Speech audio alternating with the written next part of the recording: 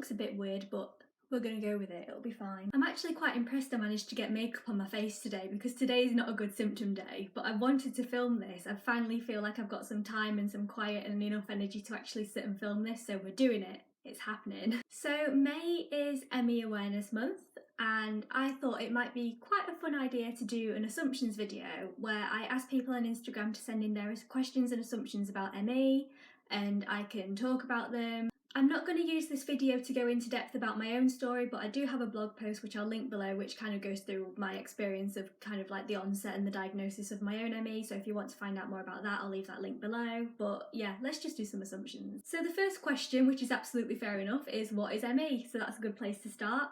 ME is a long-term complex neurological condition. It affects over 250,000 people in the UK alone, and there's not a great deal of biomedical research going on, but what we do know is that the symptoms vary and the severity varies. Characteristic symptoms are things like post-exertional malaise, which is where you do something at one time and you experience kind of payback or suffer the consequences of that at a later time.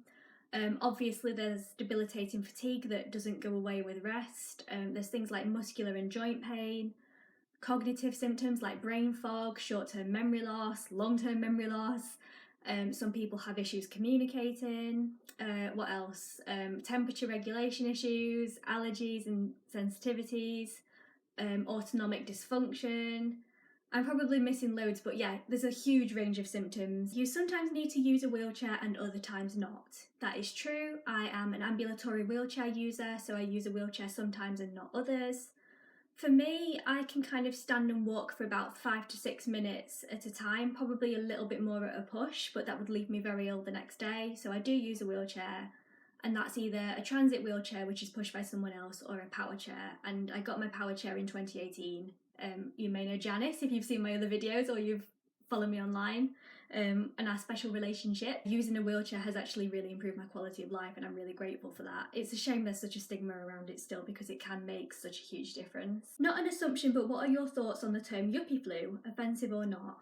This is a tricky one because I don't actually know where the yuppie flu phrase came from. I don't know what the origins of that are, but I've always kind of, from the ME community, I've always kind of made negative connotations with that phrase. I know for a fact that people generally aren't keen on the phrase yuppie flu, so I'd probably count myself in that category as well. The next assumption is that you are showing mostly the best of yourself and hide the worst of what happens to you. Online, definitely, yeah. I think it's a little bit harder to kind of conceal things in real life. Not impossible, but it's definitely more tricky. But yeah, online, it's a difficult one because I'm trying to tread the balance right between being realistic and authentic about what life with chronic illness is actually like on the daily basis. But then at the same time, if I posted every time I was struggling, like that would just get really draining and not fun, because I much prefer to post about, like, not necessarily happier things, because I don't want to fall into kind of like that toxic positivity kind of mindset. Like, I'm not a fan of that at all. I think my thing is finding humour in it, and I kind of like to approach it in a light-hearted way. So like, I'm absolutely fine with saying like, oh, today was rubbish, but hey, at least I had biscuits. Things along that line. It's a really tricky balance to get right, but yeah, I do think I could be more transparent about when I'm struggling online if I wanted to, but whether I actually want to is another question. Like I say, in real life it is a little bit more difficult to conceal it sometimes, but generally speaking, yeah, I definitely don't show the worst. Definitely not. I don't think anybody has actually seen me at my worst. I got laughed at when I told someone about my arthritis because I seemed too young. Yeah, I'm sure that's a really common experience. A lot of people who fall into the younger age demographic who have chronic and invisible illnesses face stigma like that, and it's not good. I can see how that would come about with a condition like arthritis, because people still wrongly assume that that's something that affects the older population. I don't really get that with ME because people still don't really know enough about ME to start with. I don't think I've really faced stigma about having ME at a young age, but I have faced stigma about using a wheelchair at a young age. So it's an interesting one, yeah. I think people need to know that chronic illness doesn't discriminate. It doesn't affect just any one demographic. Like, it really can happen to anybody. I hope I'm making sense today. I'm having quite a brain foggy day as well. Now, there were a couple about sleep which I thought were really interesting. One was that it's hard to maintain a decent sleep schedule, napping in the day and awake all night. So sleep is a really interesting one with a condition like ME, because when you're dealing with a condition that causes such debilitating fatigue on a long-term basis, like naturally the assumption is that you are going to sleep more. You'd kind of picture someone being asleep all the time. And for some people that is true. So there's a symptom called hypersomnia, which I know is really tough for the people who have it, and that basically means that you sleep ridiculous amounts because your body just doesn't recharge. But then there's also people who go the complete other way, and I'm in that category of people who go the other way. So I actually have insomnia, which is just ridiculous if you think about it. Like, I'm constantly fatigued, but I can't sleep. Sleep is something that I've struggled with for a really long time. It's actually one of my most debilitating symptoms.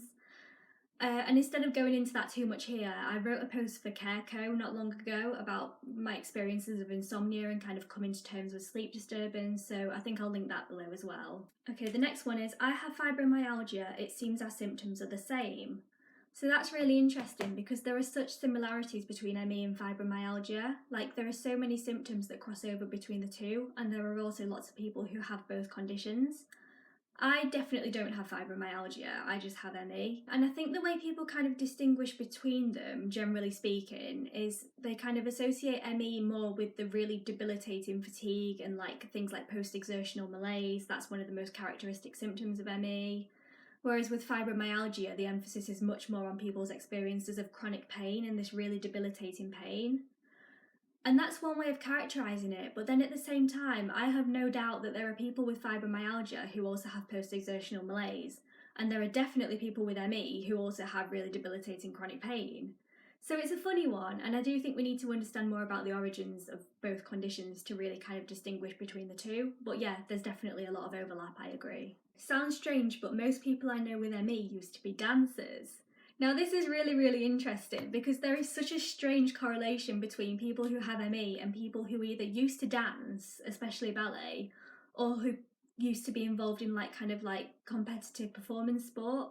I personally think that if you're already predisposed to a condition like ME or chronic illnesses, which I am because of my own health background, and then you've grown up in a kind of high intensity training environment like that, which again I grew up in. I used to be training as a dancer as a child. I think that kind of environment where you basically have to internalize the idea that in order to succeed, you need to push your body beyond what it's capable of.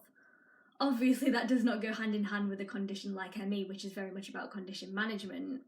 So I think, yeah, being in that kind of environment, I do think it can be a trigger for going on to develop ME. But like I say, that's just my own theory. It's really interesting though, because it is so strange how many people used to be dancers or athletes who go on to develop ME. Next assumption is there is no known cure. And yes, that is true, there is no known cure. Such fun.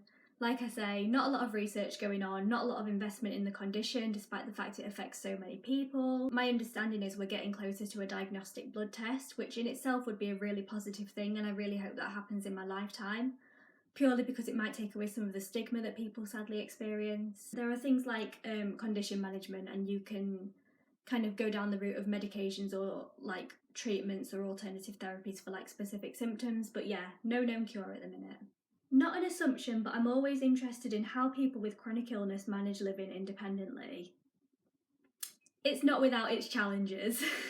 I think this one very much depends on the severity that someone is experiencing. So people with mild ME, generally speaking, their everyday life might be relatively typical as long as they're careful and they make minor adjustments. Whereas someone severely ill with ME is a whole other story. Like, they're often confined to their beds, they can't tolerate noise or light, they can't communicate with other people, sometimes they can't even tolerate being fed. So it is such a contrast between the two, and for people on the more severe end of the spectrum, like, independent living just isn't feasible, it's just not an option. There's no way it can happen. Whereas for people on the milder end, and I definitely fall on the milder end, I used to be kind of around this moderate mark, and now I'm much more in the milder mark, which is great, obviously. So I'm very fortunate to be able to manage independent living. I do have friends and family who help me out, and without that I wouldn't be able to manage, so I'm very lucky. During my time at university, I actually had social care as well to help me with domestic tasks, but now I do just rely on family and friends, and it's just a case, I think, of being organised, being proactive but not overdoing it. So sometimes you do just have to kind of stop and think about what your priorities are. So sometimes you have to kind of accept the fact that your house isn't going to be spotless all the time, because you need to kind of think about your energy envelope and how to best use your energy on any given day. And you do just have to kind of roll with it. It does get better, it does get easier with time, but yeah, it's definitely not without its challenges. And then the other one related to that was kind of how people manage like financially with that side of things as well. Like I say, I'm very lucky because I can work and I can earn an income, and that in itself is a privilege. And again, for people more severely ill, that just isn't an option. But it's just a case of kind of, it feels kind of iffy to talk about disability benefits because the system is just not fit for purpose, in my opinion. So, like, technically speaking, yes, there is support that you can access. You can apply for disability benefits like PIP to help you live independently. But I know from working in this area and from talking to so many other people that the assessment system isn't really fit for purpose.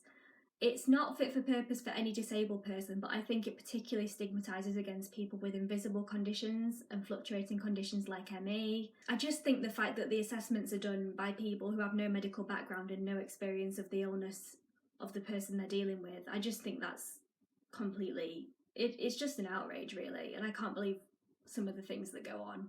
But that's a whole other issue, we won't even get into that now. This is a nice one. You're also all lovely and spend most of your time giving to others. I wish I could say that's true. I will say that people with any chronic illness, not just ME, I do think we tend to be particularly socially conscious. I think you have to be when you're dealing with something like this. And I also think that when you're dealing with limited energy, you do kind of learn how to spend it more mindfully, whether that's on yourself or on helping other people, not to sound too stereotypical. So I do think when you're dealing with energy, you learn how to kind of put it to its best use. And I do think that people with chronic illnesses having that innate experience do what they can to help others. And I think that's all the assumptions, but something I just wanted to touch on before I end the video is I actually posted a picture on Instagram and I had loads of questions about noise cancelling headphones, so I thought I'd mention that here as well, because noise cancelling headphones changed my life. I'm not even joking. I got my first pair in 2017. Mine are Bose, and they are, I think it's important to be transparent, they are on the more expensive end, and I have tried cheaper models, but you can genuinely tell the difference between the cheaper models and the Bose ones when it comes to actually like the noise cancellation. And the other really positive things about the ones I have is that they're comfortable to lie down in. So noise sensitivity is something that I really, really struggle with. Again, it's one of my tougher symptoms. Actually, while I have them, so these are my noise cancelling headphones. I don't know the name of the model, which is really bad. I got them 3 years ago and they have pretty much been surgically attached to my head. I'm not even going to lie about it. But yeah, so just thought I'd mention that in case it's worth considering. I don't know. Right, I think we'll leave that there.